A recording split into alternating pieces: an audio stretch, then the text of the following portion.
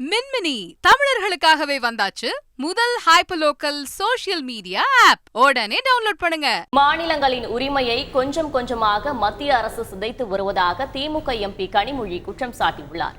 கன்னியாகுமரி மாவட்டம் நாகர்கோவிலில் தொண்டர்கள் மத்தியில் அவர் பேசியதை தற்போது பார்ப்போம்.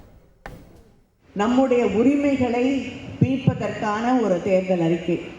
ஒன்றியத்திலே இருக்கக்கூடிய அரசு கொஞ்சம் கொஞ்சமாக மாநில உரிமைகளை சிதைத்து கொண்டிருக்கிறது.